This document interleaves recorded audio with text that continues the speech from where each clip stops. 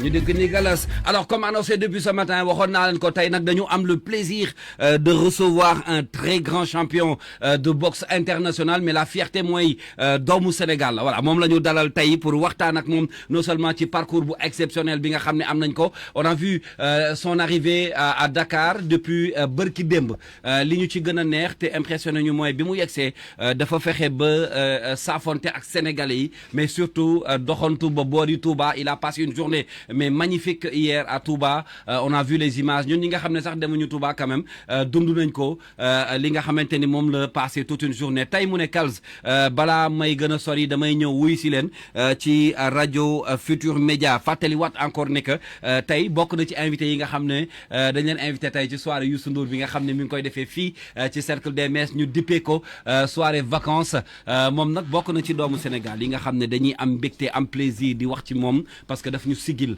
ñu koy wax Abdou Kader Sow c'est un réel plaisir grand dama lay dalal bu baax et puis di la nuyu ci rajo Futur Média di la dalal ci sa biir kër parce que nag champion nga te Sénégal dañu am mbégte bërki démb ñi ngi lay seen bi ngay yegg ci aéroport teeru bu rafet bi nga xam ne Sénégalais yi teeru nañ la ko nga xëy le lendemain passer une journée mais bu nice au niveau de Touba gis nañu image yi nit yëpp bekk tey nga fekk suñu fii ci RFM ma bàyyi la nga nuyu waa Sénégal yaa ngi tu accompagné également sa soxna nga àndal mi ngi ak ñun dans le studio balaa may yegg si ci moom peut-être ma tàmbalee ci yow di la bàyyi nga nuyu Sénégal ak ñi nga xam ne ñu ngi lay déglu. waaw asalaamaaleykum waa Sénégal asalaamaaleykum waa adduna bi yëpp. donc avant tout maa ngi lay remercier ci invitation bi nga xam ne defal nga ma ko donc di wax allahumma salli ala mawsuuf min karim wa juudi di wax alhamdulillahi rabbil alamin ba ñu yàlla indiwaatee Sénégal donc mu nekk loo xam ne nii Sénégal moom sunu dëkk la te nit ki moom amoo lu dul sa dëkk donc juddoo nañ fii yàlla moo dogal ñu juddoo fii même bu ñuy dem partout au monde donc yàlla moo def ñu juddoo fii loolu rek sant yàlla la quoi donc am nañ chance juddoo dëkk bi nga xam ne ni ay mag ñu baax yépp ñu bëy ay nitu yàlla fii lañu juddoo donc loolu defe naa fierté bu mag la moo tax saa yu ma ñëwee Sénégal du ma bëgg avant may def dara damay dem ziyaare ñi nga xam ne nii moom mooy kilifa yu mag yi kilifa aada yi bu ma sañoon ku nekk damay dem sa dëkk jox la loxo nuyu la ne la ñaanal mais nag xam nga kuy lim rek da ngay juum. dëgg la dëgg la kuy lim rek da ngay juum. moo tax maa ngi nuyu waa Sénégal yëpp. et puis kontaan naa aussi si accueil bi nga xam ne nii accueil nañ ma ko mu nekk loo xam ne lu ma touché la donc tey Sénégalais yëpp defe naa boo xoolee man je trouve que ñu ngi sama ginnaaw. donc delloo nañ ma li nga xam ne nii mooy njukkal bi nga xam ne nii am naa ko mooy ñëw représenter Sénégal partout au monde donc loolu mooy sama but moom loolu mooy sama fierté te je pense que avec ça donc ça montre que le Sénégal c'est notre pays et puis on est fier d'être sénégalais. Même si on est canadien, même si on a d'autres nationalités, on reste sénégalais et très fier. Alors grand dafa gëstu naa un petit parcours bi ak jaar-jaar bi nga xam ne am nga ko ceinture yi nga xam ne am nga ko au niveau international moo xam champion du monde wala champion d'Afrique am na ko ñu defal un peu parcours bi dama bëgg ñu déglu ko ànd ci ak sénégalais yi bu ko defee ñu dellu si ci waxtaan bi. Abdou Kader Sow. Du Sénégal au Canada, l'itinéraire inspirant d'un champion de boxe, figure emblématique de la boxe sénégalaise. Abdou Kader Sow incarne la réussite par le travail, la discipline et la passion. De ses débuts modestes à Dakar jusqu'à son engagement dans le développement du sport au Canada, son parcours est une véritable source d'inspiration. Les débuts, une passion née très tôt. Très vite, son talent se révèle. Champion du Sénégal à seulement 12 ans, poids COP, sélection en équipe nationale. Dès 14 ans, ses débuts précoces marquent le lancement d'une carrière prometteuse. Un parcours international remarquable. Grâce à ses performances, Abdoulkader Sow commence à représenter le Sénégal sur la scène internationale. Double médaille d'or aux Jeux de la francophonie Ottawa 2001, Niger 2005. Participation aux championnats du monde amateur Chicago 2007. Ces expériences lui permettent de se faire un nom au-delà du continent africain. Un palmarès impressionnant en Afrique et en amateur. Triple champion d'Afrique, Tchad, Algérie, Égypte. Double champion du monde amateur, Ukraine, Azerbaïdjan, près de 200 combats amateurs disputés. En Amérique du Nord, carrière professionnelle. Après son installation au Canada, champion du Québec 2008, champion du Canada 2010. Ce palmarès fait de lui l'un des boxeurs sénégalais les plus accomplis de sa génération. Une nouvelle vie, transmettre et construire. Après sa carrière sur le ring, Abdoulkader Sow choisit de rester au Canada où il entame une nouvelle mission. Former et accompagner la nouvelle génération. Ouverture de son premier club de boxe dès 2010. Encadrement d'athlètes de tous les niveaux, du débutant au professionnel. Il développe notamment des programmes de cardio-box et préparation physique accessibles à tous. Abdoulkader Sow, l'itinéraire inspirant.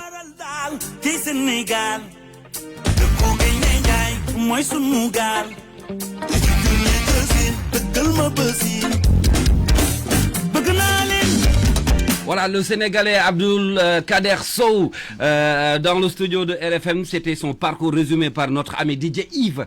Ñu koy nuyu bu baax, on le remercie beaucoup pour cette très belle voix, Mr Yves. Voilà, kii mooy Abdoulkader Sow bi ngeen di dégg boobook léegi. Mais grand, balaa may ñëw retourner un peu ci soxna si pour parler surtout de ces projets tellement importants pour le Sénégal. On va en parler tout à l'heure d'ailleurs. Mais justement, dama bëgg a dellu si tuuti ci doomu Sénégal bi nga xamante ni moo tàmbalee fii pour devenir un boxeur. Boxe di sport de combat boo xam ne xëy na ñu koy def Sénégal mën naa ne bari na bariwul, mais fulla ak fayda ak jom moo koy def. Lan moo nekkoon sa source de motivation bi ngay def sport nga tànn boxe ne dama ko bëgg a def, mais surtout génnee ko Sénégal mais au niveau international fexe ba sénégalais yi siggi ci wàllu boxe ci àddina bi. Lan moo nekkoon cette motivation? Donc comme li may wax maa ngi remercier encore. Donc boxe dafa nekk loo xam ne nii ba ma nekkee xale dama nekkoon koo xam ne dama tàngoon quoi. Dama tàngoon mooy ku ma ne benn ma ne la benn quoi. Donc defe naa daaw may dara. donc ku ma ne benn ma ne la benn. Et puis jom bi nga xam ne nii comme li may wax rek sénégalais yi dañu am jom quoi. Donc jom moom fii la fekk baax quoi. Boo xoolee sunu maam yi donc nekk nañ ñoo xam ne nii tey nekk nañ ñoo xam ne nii doon ñu woon dox seen kaw quoi. Donc loolu moom fii lañ ko doonee quoi. Donc mu nekkoon loo xam ne nii ba ma nekkee xale nekk taalibe nekk benn dëkk bu ñu naan Mbay Pël, parce que Mauritanie laa nekkoo ak sama papa. Mais ba événement yi ñëwee dañ ñu génne woon Mauritanie. Ñu génne ñu Mauritanie, après ça ñu ñëw fii. Donc sama papa ba bu nekkee Mauritanie nekkoon koo xam ne yàlla daf ko mayoon xéewal bu bëri. Donc ñu génne ko dóor ko génne ko ba mu ñëwee fii mu ñàkkoon lu bëri. Xam nga boo amee jékki-jékki amatoo donc am ay njaboot yoo xam ne ñu ngi sa ginnaaw, loolu dafa nekk loo xam ne ni coono àdduna day ñëw. Donc après ça mu génn àdduna. Ba mu génnee àdduna man ñu yóbbu ma benn dëkk bu ñu naan côté Saint-Louis bu nekk Mbay Pël. Donc Mbay Pël ma ñëw fa sans yaay sans papa. Te nekk xale il faut nga góorgóorlu pour xool nan ngay def pour réussir dans ta vie. Donc loo mën a def mooy da ngay jéem a xool lan nga mën a def pour añ, nan nga mën a def pour lekk. Des fois boo nekkee si dëkk boo xam ne ni dëkk àll. te ay conditions yu xaw a metti. ay conditions yu xaw a metti yoo xam ne ni yow da nga naan man gisuma yaay gisuma papa. Donc bu ñuy sàmm yow la ñuy sàmmiloo. bu ñuy yónni pétrole guddi yow la ñuy yónni, bu ñuy ndugg yow la ñuy yónni. Mais loolu ça m'a motivé tellement ba ma nekk ko fa parce que j'ai resté presque 7 ans yoo xam ne nii. Donc c'était 7 ans qui c'était difficile. Donc ba ma fa dawee ma dajale paas à Saint-Louis yóbbu 4 heures de matin dem daw ñëw Dakar. Ba ma ñëwee Dakar daa mel ni maa ngi New York quoi. Oh. Tellement fi nga jógee. Oui tellement fu ma jógee dafa mel ni maa ngi New York quoi. Mais mu nekk loo xam ne ni ba ma ñëwee après ça j'ai revenu avec ma famille. qui sont ici déjà à Dakar maa ngi leen di nuyu di saluer toute ma famille. ñi nga xam ne ñu ngi fii xam nañ ne maa ngi fii donc mënuma dem ku nekk ma jox la loxo mais képp koo xam ne dégg nga ma rek xamal ne sama xol maa ngi lay jox loxo. maa ngi lay jox loxo si sama am maa ngi lay jox loxo si sama bëgg-bëgg. dégg et puis ma ñëwee fekk sama grand frère dafa doon def boxe moom mooy le premier champion d'Afrique africain mooy Pape Mamadou Sow. sa grand frère. sama grand frère moom la Abdou Diouf joxoon Lion d'or. donc c'était des anciens temps boobu xam naa xale laa quoi mais comme dama sewoon. donc ma ñëw dem Iba Mar Diop am na benn paa boo xam ne mu ngi tuddoon Pa Kan. Pa Kan ndeysaan ku tudd si boxe rek war nga ko xam boxe sénégalais. donc moom fa ñëwee fekk sama grand frère mu ngi entraîné foofu. man tamit ma dem foofu mais saa yuy dem rek ma téyal ko saagam ne ko grand frère damay dem. boobu passion baa ngi dugg. waaw boobu affaire yaa ngi commencé dugg you know donc mu nekk loo xam ne nii. après ça ba ma commencé ko di def gars yi di entraîner may ñëw si gym bi di xool nu ñuy boxer. ma ne lii daal war naa ko mën a def quoi. war naa ko mën a def. war naa ko def mais finalement après ñi nga xam ne grand yi nga xam ne ñoom laa doon entraîner. finalement dama sewoon mais. bu may jël ak ñoom gaan ñoom ñëpp raay ramassé. tellement tu étais motivé. tu étais motivé. parce que le fait aussi que j'étais dans le village toute seule. donc ça m'a donné une feu. une feu ça veut dire que loo xam ne ni man bu ma jàppee jàpp naa. mais bu ma bàyyee bàyyi naa. donc mu nekkoon loo xam ne ni jox na ma benn drive boo xam ne nii. parce que coono àdduna des fois. mën na la yàq mën na la defar dëgg la. donc ñu muy yàq nag moo ëpp ñu muy defar. dëgg la te bu la defaree rek defaru nga ba àdduna. parce que yàlla moo lay teg loxo. justement yàlla moo lay teg loxo parce que mën nga am jaar yoo xam ne nii. boo fa jaaree. je pense que waa dëkk boobu tey waa Mbay Pël maa ngi leen di nuyu ñoom ñëpp à passage di leen wax neddo ko bandum parce que ay pël lañ. parce que tey. jaar naa fa jàng naa alxuraan wàccal naa ay kaamil. donc. am na lu mu def ci am na lu mu def ci man loo xam ne nii. yàlla defal na ma préparation boobu. préparation boobu tey. moo tax dem naa Chicago. nekk fa. dajeek ay ñoo xam ne nii. ñu ngi si ay gang mais yàlla dimbali ma ba nga xam ne nii yooyu yëpp yàlla musal na ma si. mais balaa nga doon dem. nekk nga 3 fois champion du Sénégal. waaw nekk naa champion Sénégal déjà. ba ma fi nekkee avant équipe nationale di la sélectionner. il faut que tu sois quelqu'un. donc nekk naa champion Sénégal nekk champion zone 2. nekk champion d'Afrique. nekk aussi champion du monde amateur. des pays Maghreb aussi en Tunisie c'était en 2006. en 2006 waaw may fàtte naa loolu sax fàtte naa loolu. surtout naar yi nga xam ne dañuy naqaree boxe. parce que naar yi moom. booy boxe ak ñoom parce que ils sont vraiment puissants en Afrique. parce que dans la boxe Afrique. donc naar yi ñoo ko gën a contrôler boo xoolee juges yu mag yi naar yi lañu. donc boo xoolee arbitres yi naar lañu. dañu am maîtrise bi. boo xoolee formation yi nga xam ne ñoom la ñuy def. boo ko xoolee souvent. Maroc wala Tunisie wala Égypte. wala les autres pays maghrébins. donc ñoom ñooy contrôler. même arbitre yi nga xam ne ñoom ñoo nekk fii bu ñu demee foofu compétition internationale. waxuma compétition bi nga xam ne mooy Sénégal.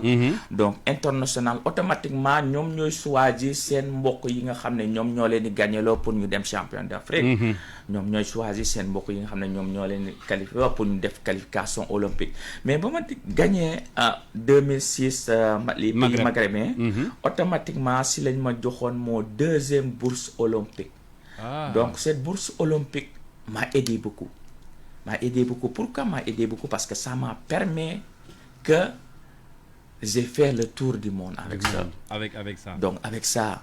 Ce tour du monde que j'ai fait avec cette bourse-là, ça m'a aidé aussi que madame dans les pays développés.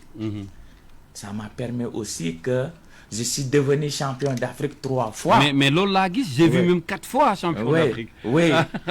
Donc mais constance boobu lan moo la ko may est-ce que c'est vrai que xam naa ni liggéey la il faut quand même travailler dur pour l'avoir. Mais le secret c'est quoi exactement lan moo la may constance boobu de rester pendant plusieurs fois champion d'Afrique. donc loolu dafa nekk loo xam ne ku ma xool xam ne peut-être sama look ak li nga xam ne moom laa nekk moo nekk sama xol bokkul. dëgg la donc nit ki peut-être am na ñoo xam ne bu ñu la gisee sa look dañ yaakaar ne kii lii la fenn ça n'a rien à voir. donc nit ki moom li nga xam ne ni moom moo yore sa xol moo ëpp important. justement ak li nga xam ne suñu borom def na ko ci yow.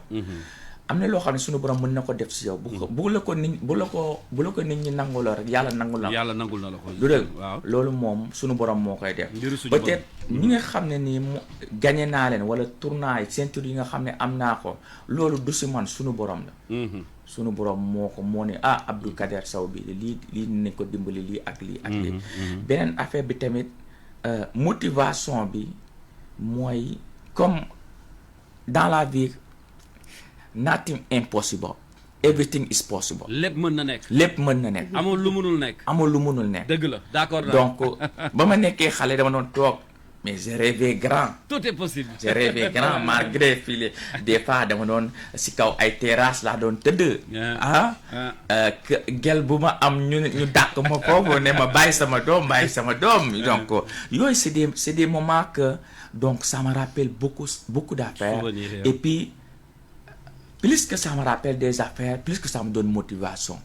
Parce que daf may gën a ñaax parce que am na ñoo xam ne ni peut-être ñoom dañ noon Abdou Kader Sow il va jamais réussir dans ça, il va jamais réussir. Mais il y a des gens peut-être que boo leen ne tu vas jamais réussir à ça, c'est là qu'il devient fou. waaw ci la ñuy gën a ñaax am motivation dëgg la. ci la ñuy gën a am motivation di di loolu cette fois-là. donc dama si remercier sunu borom di wax allahumma salli ala mawsuuf min karimi wa duudi donc loolu lépp. sunu borom moo koy def macha allah sunu borom moo koy def macha allah alors fàttaliwaat ni notre invité du jour il s'appelle Abdou Kader Sow champion du monde de basket de boxe plutôt et puis il a fait li ma ci gën a neex mooy Sénégal daf ko jël teg ko ci kanamam lu ñu wax mu ne Sénégal boo ko séenee même ci photo yi wala ci fi muy nekk da ngay gis ni day représenter Sénégal ba noppi it nekk taalibi Serigne Touba gis naa loolu ci moom gis démb yendu bi mu yendu Touba maa ngi koy wax moo comme ni ma ko waxee tout à l'heure amati nañu gan tey nag champion du monde moo ñu fekk si boxe lay def mais fexe na ba bitim réew bu ñuy lim daanaan yi dañ ko ciy boole. am nañu gan gu mag diggante Rufisque ak Saint-Louis mu toj ko ba pare doog a dem foofu la ca Canada ak li nga xam ne yëpp DJ Yves wax na ko ci voix bi duñu ci revenir dañu koy féliciter encore une fois nga am jaar-jaar di parcours bu particulier tey nga jóge fi nga jóge de 0 à héros sa rakk yi nga xam ne ñoo topp sa ginnaaw nekk fii ci Sénégal yan qualité la un boxeur war a am pour mën a yegg fi nga yegg yow. donc déjà maa ngi encourager tous les jeunes boxeurs qui sont là di leen wax ne àdduna moom loo bëgg rek boo si góorgóorloo yàlla dina la ko jox dina la si dimbali donc muy xam naa fii boxe Sénégal c'est pas que un sport que le monde choisit beaucoup parce que on est dans un pays que football soccer moo ëpp doole mooy football quoi donc di ñaax aussi autorités yi nga xam ne ñoom ñoo nekk Sénégal di wax ne bëgg nañ Sénégal donc Sénégal bu ñu nee dañ ko bëgg donc si jeunesse bi la ñu war a pousse pour wane ne bëgg nañ Sénégal donc Sénégal nekk luñ fi rek pour ne man am naa lii bu ñu nee bëgg nañ Sénégal bëgg nañ yóbbu Sénégal dañuy xool nan lañ mën a def pour jàppale Sénégalais yi pour automatiquement lépp loo xam ne ni sportif yi nga xam ne nekk nañ Sénégal ñu bañ a yem Sénégal ñu nekk sportif yoo xam ne dañuy dem international parce que international si nga mën a représenter sa dëkk si nga mën a gis nit ki ñëw xool la ne la yow tu viens d'où nga ne ko Sénégal mu xool la naw loola ne la yow li nga def Sénégal nga juddoo tu viens d'Afrique tu viens Sénégal donc loolu dina tax ñoom ñi nga xam ne ñoom ñoo nekk bitim réew dinañ gën a fonk Sénégal loolu mooy représenter Sénégal donc moi personnellement je pense que ñi nga xam ne ñoom ñooy nekk ci boxe bi au côté du ministère war na leen jàppale au côté de fédération boxe sénégalais aussi war na leen jàppale parce que des fois damay gis ñi nga xam ne ñoom ñoo nekk ci fédération boxe bi fii donc des fois dañuy yóbbu ay boxeurs yoo xam ne ay champion du monde la ñuy dem wala ñu yóbbu ay boxeurs yoo xam ne nii ay qualification olympique la ñuy dem wala di yóbbu ay boxeurs yoo xam ne nii ay champion du monde haut niveau mais koo si laaj ñaata combat ngay am danaa la ay 10 combat laa am wala 9 combat te boo demee si Canada wala nga dem États-Unis wala Angleterre da ngay gis boxeur boo xam ne ni nekkagul équipe nationale sax am na au moins 400 combats 500 combats. Ça veut dire que dañuy compétir. dañuy compétir. Voilà, dañuy compétir. donc dañuy compétir donc je pense que bu dee Sénégal bëgg nañ jàppale sport bi nga xam ne ni mooy tous les sports. il faut que ñu jàppale leen au niveau international. donc yóbbu leen parce que man chance bu ma am mooy bourse olympique bu ma amoon ça m'a permis d'aller partout au monde. De faire au moins le tour du monde. Le tour du monde. Ouais. Mais c'est ça qui m'a aidé. Expérience là. Expérience que tey loolu moo tax ma gagné champion moom loolu moo tax ma gagné champion canadien 4 fois. loolu moo tax ma gagné compétition yi nga xam ne yi defoon naa ko fépp quoi donc loolu lu ma dimbali la. lu ma dimbali. donc boxeur dafay soxla lu mel noonu. dafay soxla lu mel noonu. alors doguma la Abdou Kader mais nous sommes également dans ce studio avec Madame Marie Diezero qui vous accompagne dans ce travail. Madame Marie, bonjour. Bonjour, salam alaikum. Et bienvenue sur RFM, bienvenue à Dakar. Merci beaucoup, merci de l'accueil, merci à vous de nous recevoir. Alors c'est un plaisir de vous recevoir également sur cette antenne de la radio Futur Média. On est en train de parler depuis tout à l'heure de notre fierté qui est Abdou Kader. Peut-être de faire un commentaire, est-ce que tu peux nous parler de lui au niveau, par exemple, il est basé au niveau de Canada. Oui. Comment ça se passe sa carrière au niveau de Canada et aux alentours? C'est un champion, c'est votre champion, c'est notre champion aussi. Oui. Au niveau professionnel, quand il faisait des combats encore, puis après ça, au niveau de son école de boxe, que ce soit avec son entraînement de son équipe de compétition ou son entraînement pour tous, en fait, il est connu comme la meilleure école. Il a le talent, mais vous savez, il y a une chose d'avoir c'est extraordinaire d'avoir le talent, d'avoir réussi. Mais d'être capable de partager les notions, de partager la passion, parce qu'Abdou, il y a beaucoup de passion, il y a le feu encore. Il y a le feu encore, même si c'est pas dans le ring, qui accompagne les autres dans le ring. Donc ça, je pense que ça se transmet et c'est nécessaire pour pousser les boxeurs, pour les inspirer. Je pense qu'un mot qui représente Abdou, à part sa bonté, sa créativité, puis sa connaissance extraordinaire de la boxe, c'est inspirant. Quand on est passionné, vous savez, on aime ce qu'on fait, on aime d'où on vient, qui on est, ce qu'on fait, on inspire tous les gens autour de nous dans le sport. Alors, je pense qu'il est un extraordinaire exemple pour nous, je pense qu'il a été pour vous aussi. Au-delà de cette visite au Sénégal, vous avez aussi de grands projets pour les boxeurs sénégalais apparemment. Absolument. Et puis, peut-être en quelques mots, la mission du Centre international qu'Abdou est en train de mettre sur pied et que je vais l'aider, ça sera, on l'espère, un tremplin pour les boxeurs africains, les boxeurs sénégalais, pour les amener au sommet de leur sport, pour les amener à exceller, puis surtout aussi pour les amener à rayonner au niveau international, comme il en a parlé, puis par le fait même faire rayonner le pays. Quand l'athlète rayonne, il y a une fierté du pays, puis ça fait boule de neige, ça permet toute une retombée au niveau du pays aussi. Donc c'est notre ambition. Et justement, comment vous trouvez le Sénégal? Ben c'est ma deuxième visite. Je trouve le peuple très, très, très accueillant. Je suis bien entourée, évidemment, pour connaître tous les côtés locaux. Ça se voit. C'était ma première fois à Touba hier. J'aime beaucoup. Et vous avez vécu une journée extraordinaire hier. Oui, on a eu accès à plusieurs marabouts.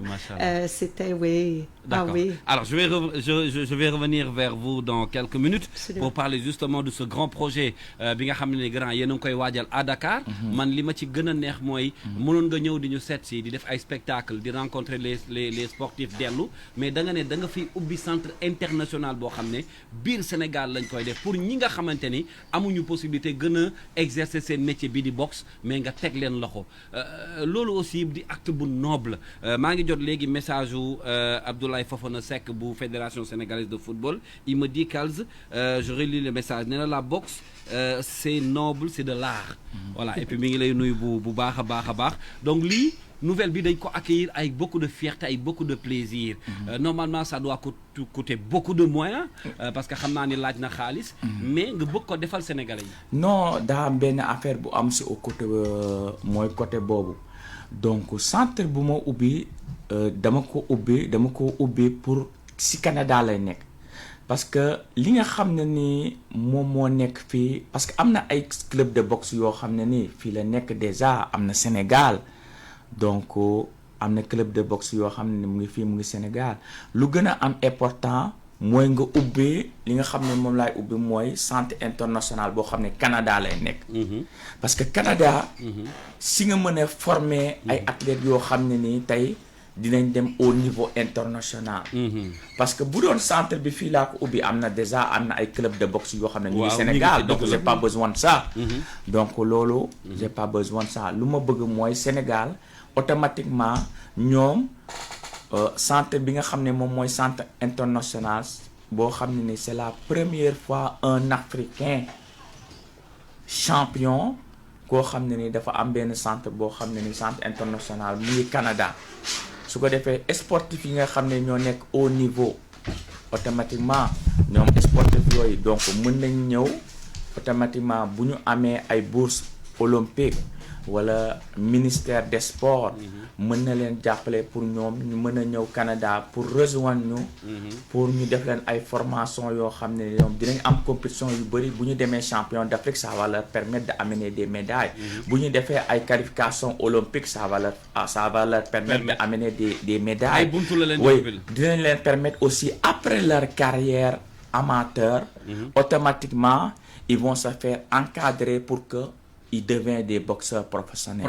Donc, des boxeurs professionnels, si tu es un boxeur professionnel, après ça, tu peux aider tes parents, tu peux aider ton pays parce que tu as des moyens. day defar sa dund. Exact. léegi grand.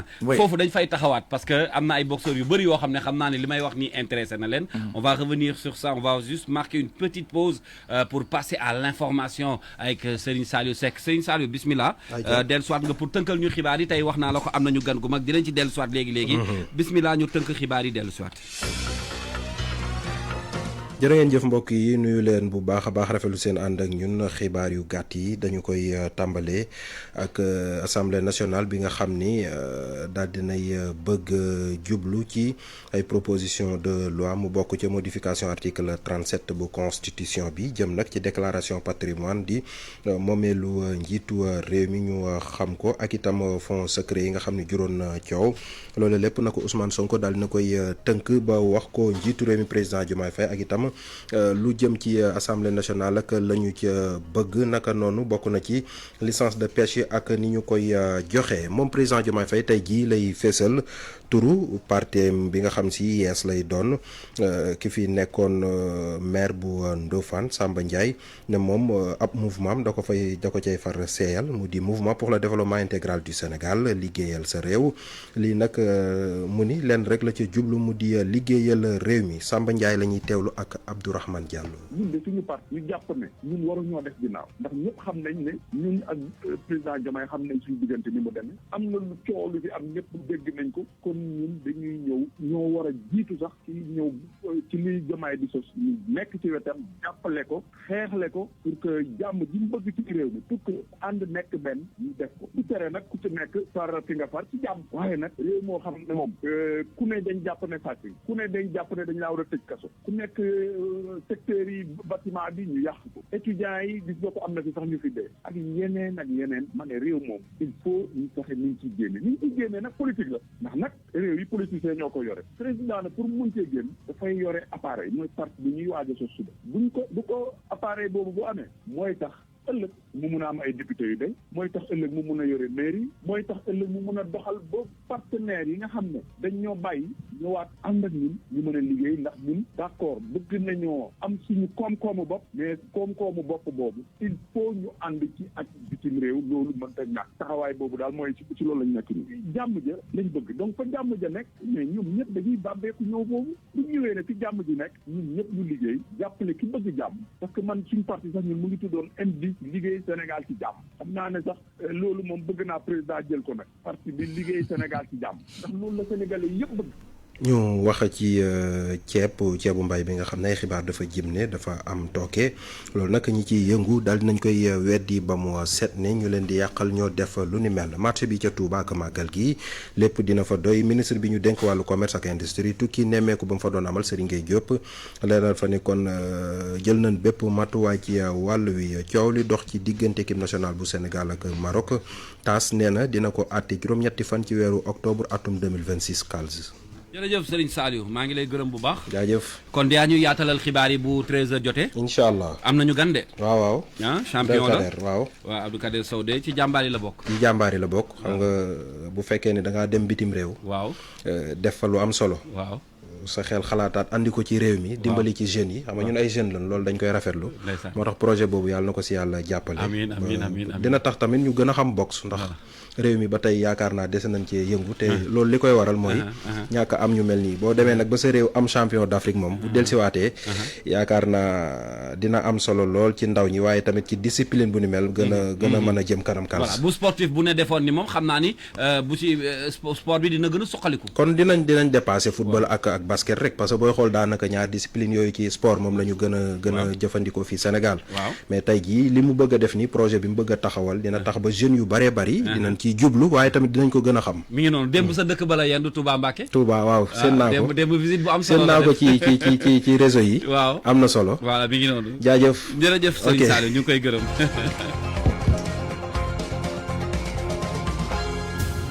Publicité sur RFM.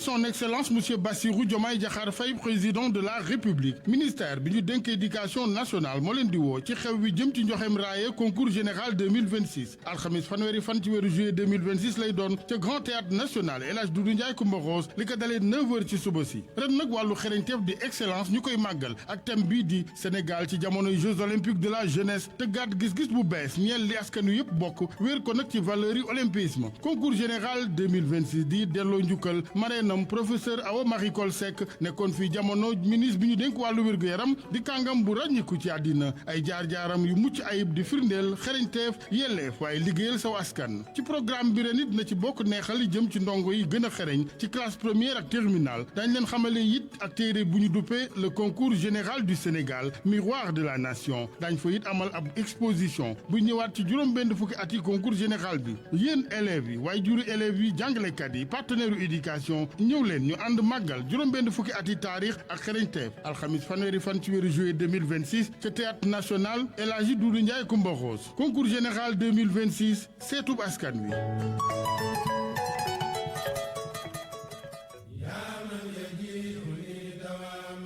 Yas mooy ànd ak yéen ci mbégte mi mbokk mi jëfal rek jël activer sa forfait à partir de 200 francs rek tapé dièse 200 dièse jot sa yóbbalu màggal mën na nekk ay giga de connexion wala minute appel ay paasu màggal yu duun ba ci nagu màggal active au dièse 155 dièse mix up wala wave rek dund sa mbégte Yas moo leen di ñaanal màggalu jàmm.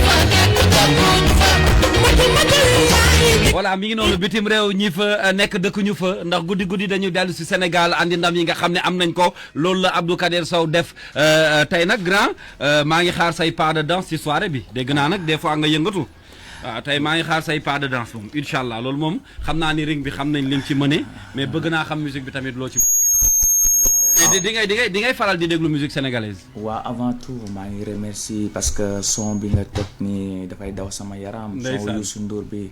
bitim réew maa ngi koy remercier aussi defe naa Youssou Ndour nekk na koo xam ne ni dama ko bëgg sama xol. ndeysaan dama ko bëgg sama xol déjà sama jabar rek loolu laa ko doon wax quoi ne ko nu ñu mën a def rek nañ def réserve pour ñu dem gisi Youssou Ndour dem parce que dafa nekk koo xam ne nii donc indil na lu bëri Sénégal.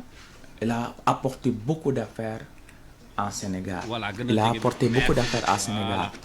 Donc mu nekk loo xam ne nii tey suñu royukaay la Youssou Ndour donc je pense que il a représenté le Sénégal partout au monde donc drapeau Sénégal bi tey bu ko nit ñi xamee boo tuddee Youssou Ndour ñëpp a ko xam partout muy Amérique muy Canada muy Australie parce que man je voyage quand même beaucoup donc fépp foo ne Youssou Ndour ñëpp dañ naa oh tu viens de Sénégal dans le pays de Youssou Ndour donc nekkul rek koo xam ne ni waykat la déjà c'est un ministre donc boo nekkee waykat dem ba nekk ministre man dama koy considérer comme un président de la République parce que il représente le Sénégal donc ba ma nekkee xale ay wayam dama ko doon déglu donc maa ngi koy remercier aussi loolu moo tax moo ma gën a tax moom bëggoon ñëw wan ko sama trophée yëpp mais lu yàlla di def moom rek moo ko xam dama def sama valise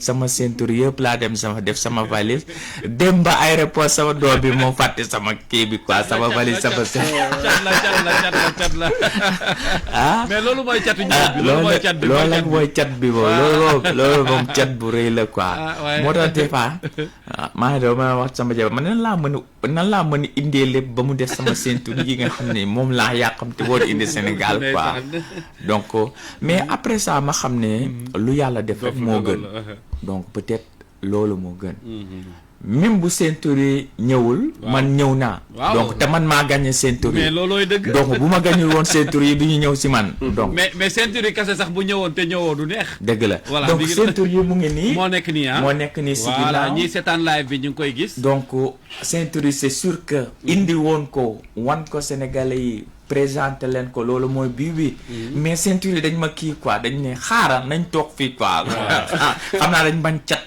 topp ma quoi topp la léegi ceinture yi pour ñi nga xam ne ñi ngi seetaan live bi Aïda Seck kaay wanal ma gars yi nga xam ne ñoo nekk ci live bi ñu xool ceinture yi plateau bi incha allah di nga ko am ak suñu ay naataango TFM dinañ la recevoir pour waxtaanee parcours bi dina am ay yaa ngi def tournée médiatique mais grand moi damay remercier particulièrement l'infatigable koo xamante ni dafa am xol bu yaatu ci partage ay information xam nga métier bi ñuy def dafa xaw a fiir de temps en temps boo amee dara da nga koy téye pour yow mais muy Mass Dakar Live c'est quelqu'un de très généreux voilà et il aime partager lu mu am daf koy bëgg a séddoo man ak moom defe naa ça fait plus de 15 ans ñuy ànd mu nekk nit ku baax il n'a jamais changé Mass bu Dakar Live mais dama koy remercier ci yaatu boobu mu yaatu voilà pour moom bu amee yu mel ni daf koy séddoog nit ñi te li mu def nii non seulement pour yow la mais pour ñun ñëpp la donc grand merci à Mass ñu koy remercier bu baax a baax ci liggéey surtout bi mu nekk di def parce que grâce à lui hier aussi on a vécu à distance li nga doon def Touba gis nañ ko voilà te ci moom la jaaree donc ñu ngi koy béggee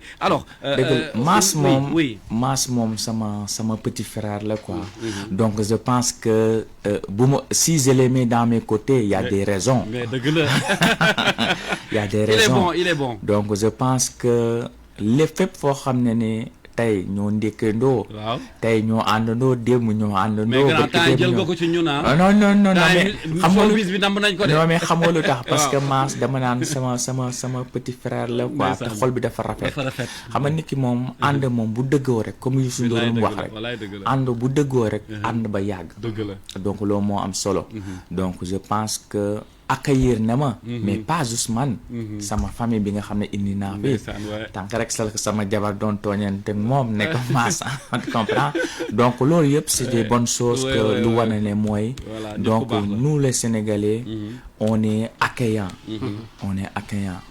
donc je pense que on a des bonnes valeurs ces valeurs là il faut pas que ñu dindi ko bu ñu dara jaral ñu dindi ko donc je pense que c'est important mooy wane rek ne Mass valeurs yi nga xam ne am na ko muy Mass muy Salim muy ñu bëri muy Malick aussi mu nekk fii muy liggéey fii donc muy keneen ak keneen ku lim juum ku lim juum mais ñoom ñëpp maa ngi leen di kontaan naa maa ngi leen di jox sama loxo man Abdou Kader Sow et puis presse bi nga xam ne ni ñëw nañu aéroport tersi sama jabar tersi sama famille donc ñi nga xam ne ni mooy sëñ Moustapha Imam ki nga xam ne ni moom mooy sëñ Moustapha Imam ki ma boole sëñ Abdoulaye Mbacké ki ma boole sëñ Moutala Mbacké ki ma boole sëñ Abdou Karim Mbacké ma dem ñu recevoir ma waxtaan ak man ubbil ma seen buntu ne Abdou yow ñun ñoo la bëggal suñu bopp donc loolu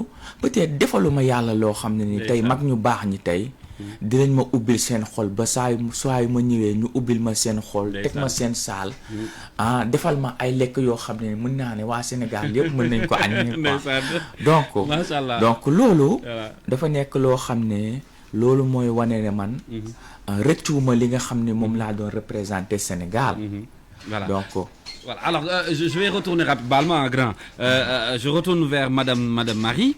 Alors, Madame Marie, moi, ma question cette fois-ci, c'est est-ce que vous avez un message à faire passer, surtout à l'endroit de ces jeunes sportifs boxeurs qui ont envie quand même de percer au niveau international, alors que vous avez de l'expérience grâce à Monsieur Abdou Kader Sow.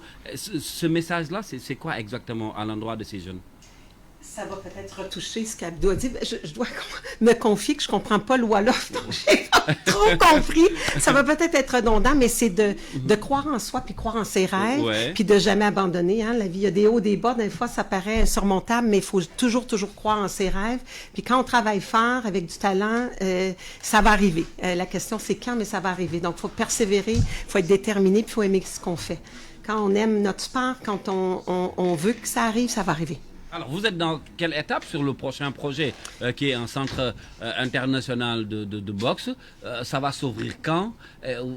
L'année prochaine. L'année prochaine. Donc là, on est allé mise sur pied de plein de choses, comme vous savez, à partir d'une compagnie. Est-ce que vous êtes accompagné par l'État du Sénégal ou de la fédération, par exemple? De boxe? Non, c'est une compagnie privée. Par contre, on a des relations. Puis un des volets aussi de l'accueil puis du perfectionnement des talents africains, c'est aussi de les mettre en relation avec les fédérations de Donc boxe. Donc les moyens viennent de vous, les moyens, le financement, tout vient de vous. C'est ça. Ah, okay. C'est ça. Okay. Donc quand même, hein?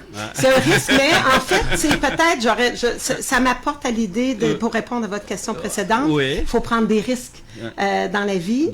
Quand on a un rêve, puis on y croit, il faut se lancer dans le vide, travailler fort. Hein? On se lance dans l'océan, puis on nage. Voilà. Donc c'est ça. Et puis c'est un défi, hein? C'est un défi. C'est un défi. Mais... En tout cas, on vous félicite, on vous encourage. Merci beaucoup. Parce que c'est vraiment une très belle initiative. On sait que ça demande beaucoup de moyens, mais quand même vous avez osé de le faire. On vous encourage et on vous félicite. C'est énorme pour le Sénégal. Merci beaucoup. C'est énorme pour le Sénégal. Merci alors beaucoup. Grand, retour. Alors carrière bi, Fanny da nga ko xaw a da nga ko stand-by ou yaa ngi toujours en activité au niveau de Canada. Est-ce que mën nañu xaar tamit parce que loolu lu ma yàkkamti woon la d'organiser par exemple un événement parce que xam nañ ni boxe tamit spectacle la. am na ñu fi nekk ñoo xam ne tey bu ñu sañoon gis benn compétition bu mag bu ñu ne lii Abdou Kader moo ko teg nekk seen ginnaaw même bu compétirul sax ci compétition boobu mais nga organiser ko mu ànd ak spectacle est-ce que loolu mën nañ ko xaar peut-être ci at yi di ñëw.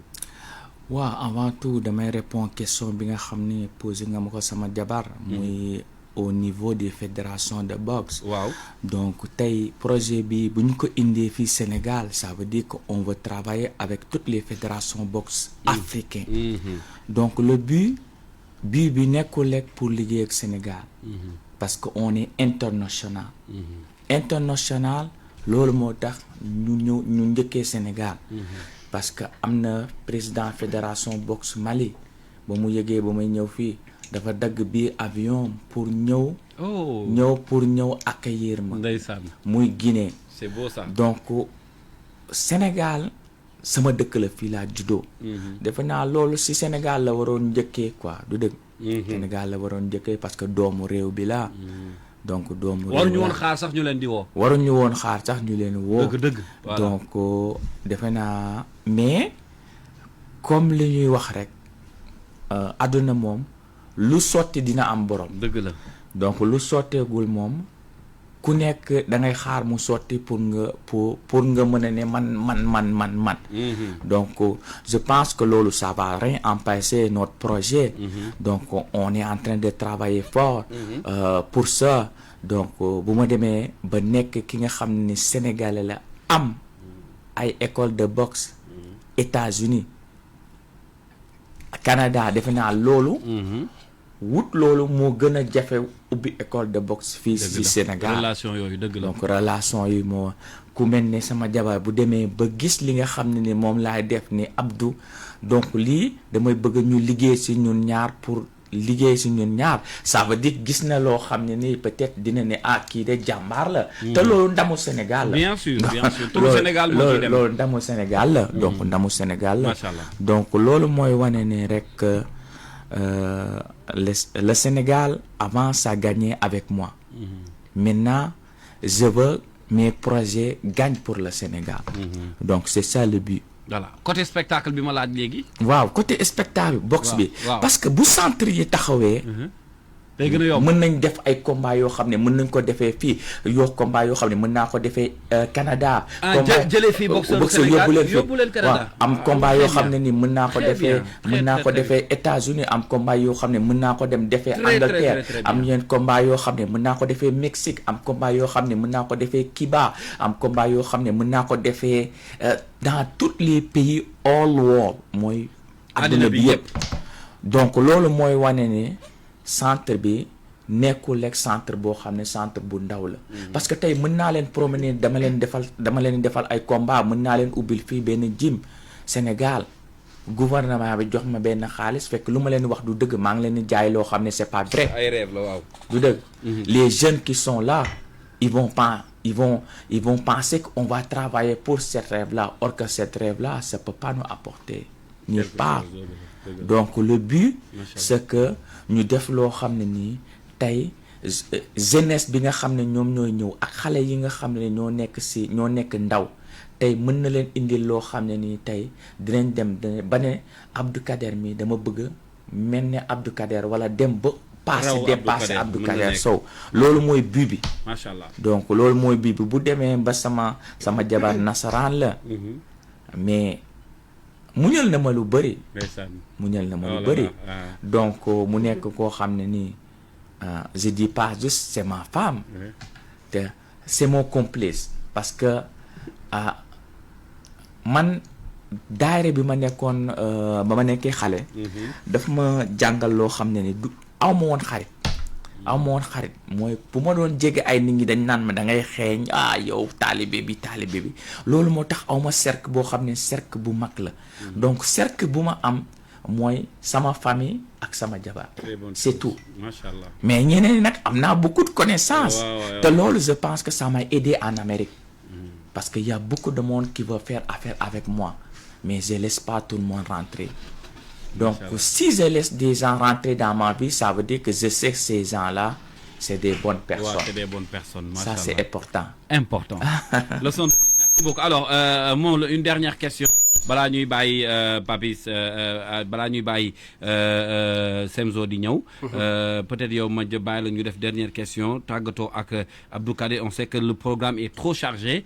Ce soir il sera au niveau de Cercle Mess des officiers ak Youssou Ndour, la star planétaire, pour venir saluer son frère et wan ko ni yegsi na Sénégal. J'en profite pour remercier monsieur Mara Dieng.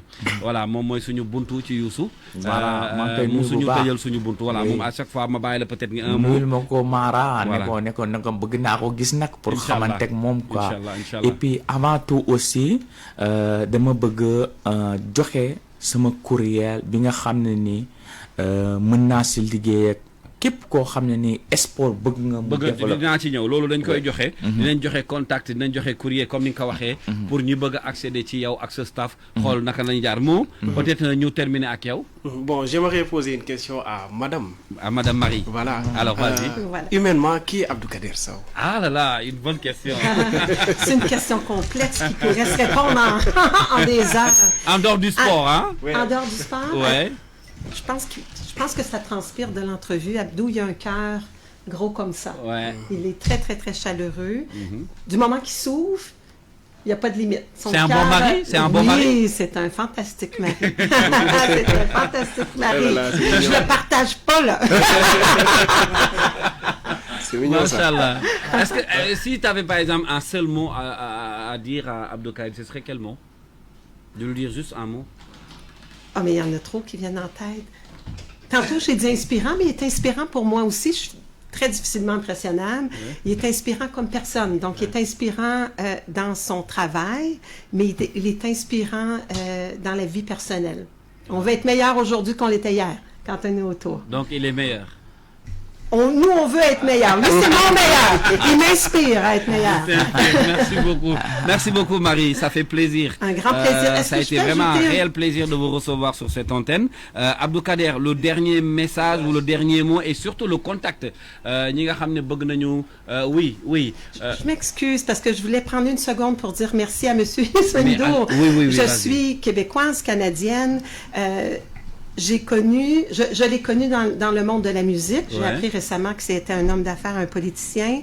Je peux vous dire que j'ai connu M. Ndour dans les premiers jours que j'ai connu Abdou, qui m'a fait découvrir sa musique, c'est quoi le Sénégal et ce qu'il écoutait quand il était jeune. Donc, ça fait plusieurs années que j'ai été exposée à sa musique, que j'aime beaucoup d'ailleurs. Et on va le voir ce soir en spectacle. On a l'honneur d'aller voir son spectacle ce soir. Mais un grand merci de nous avoir permis de parler ici aujourd'hui. Merci beaucoup. Le plaisir est partagé. Hein, vous êtes vraiment très généreuse et puis surtout de venir nous partager cette expérience que vous avez. C'est toujours un grand plaisir. Abdou Kader, Kader content naa grand. Mbégte bi mënuma la wax sax fi mu toll ci ñun. Sénégal yaatu na defe naa bi nga yegsee ba léegi bi mooy premier plateau bi nga def nga ni da ngay ñëw wuy si RFM programme bi chargé na gis nañ la démb sa journée tey aussi ce matin yaa ngi geneen programme mais bàyyi nga sa yitte yëpp ñëw wuy suñu loolu nag jàppal ni tuutiwul ci ñun voilà Youssou mi nga xam ne mooy suñu kilifa ak kilifa yi kër gi xam naa ni ñu ngi ñuy dégg am champion bu toll ni yow nga bàyyi sa yitte yëpp ñëw seet suñu loolu mbégte la lan mooy yan kàddu ngay tàggatoowee donc avant maa ngi remercier tout le peuple maa ngi remercier aussi Youssou Ndour di ko remercier bu baax et puis j'ai hâte d'écouter le mbalax ce soir j'ai hâte de ça donc nekk loo xam ne nii donc référence la muy aussi di ñaanal Sénégal ñëpp di ñaanal Sénégal te amuñu lu dul Sénégal surtout politique bi ak li nga xam ne nii moom la ñuy def pour développer Sénégal mooy nañu dugg ci gaal bi joowoo gaal bi pour gaal bi avancer quoi parce que bu ñii di joow fële ñii di joow fële donc yoon bi du egg donc bu ñu joowandoo benn côté je pense que dafay gën a gaaw te Sénégal on est chanceux d'avoir ce pays là donc c'est un gros pays donc am nañ ay mag ñu baax am nañ beaucoup de loo xam ne nii ay ressources yoo xam ne nii c'est extraordinaire donc macha allah donc di nuyu ñëpp bokkandoo daal noonu laay ñaanal Sénégal. ñi la bëgg a jot wala ñi bëgg a jot sa staff fan la ñuy jaar est-ce que mën nañu jox peut-être benn adresse wala numéro de téléphone comment on peut faire pour vous joindre en utilisant l'adresse courriel qu'on peut vous laisser, c'est le cardiobox@gmail.com, mais on va vous la laisser D'accord, également. Comme ça on va communiquer ça aux auditeurs. Et vous êtes à Dakar pour combien de temps? On est là jusqu'à le 30. Jusqu'à le 30. Donc voyage bi dafa xaw a gàtt mais des fois mën nga def voyage bu gàtt nga am si plaisir boo xam ne boo ko defoon 1 mois doo ko def donc lu gën a am important mooy souvenir donc on a jusqu'à maintenant on a des bons souvenirs am na benn gala box boo xam ne ni tamit tey dañ ma si invité mooy boo xam ne dañ ma ko parrainé donc mu nekk stade Amadou Barry tey mu nekk à 19h. C'est à 19h.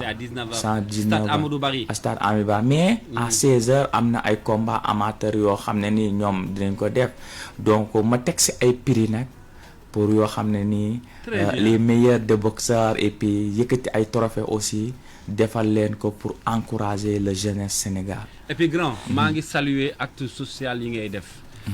yëg naa man personnellement li ngay def ci wàllu social doomu aadama yi ngay dimbali jigéen ñi nga xam ne soxla nañu ko góor yi kilifa diine yi également sa loxo mi ngi fay dugg ci tabaski bi rek for naa ci maas li nga def ci ay bon ci li nga yëkkati ci ay action yi nga def ci tabaski bi jënd ay xar dimbali ay doomu aadama pour ñu mën a tabaski loolu yëpp jot nañ ko donc ñu ngi la ci encouragé di la féliciter ci geste yooyu ngay def parce que wane woon ni juste acteur nga wala boxeur nga mais da nga wane ni sénégalais nga ñi seen loxo jotul seen ginnaaw ngay jéem a contribuer te loolu ñu ngi la ci encouragé bu baax yëg nañu lépp merci pour tout. Merci beaucoup jërëjëf kontaan naa. Alors madame, moi j'aimerais te poser une autre question avant de terminer. Tu connais les plats sénégalais? Oui. Ah oui. Ton plat préféré sénégalais? Celui qui s'appelle l'agneau, c'est quoi là? Non. Tu connais le... C'est dibiteri. Dibi. Tu préfères dibi? Mais au moins tu connais les tchéboudian et autres. Tchéboudian, mafé, soupokandja, etc. Tu connais. Absolument. Mais tu préfères le dibi? Oui. Donc ce soir on va manger du dibi alors? Avant d'aller à la soirée de Youssou? C'est monsieur qui va décider. En tout cas, merci beaucoup. Merci et à très bientôt, grand. Merci beaucoup.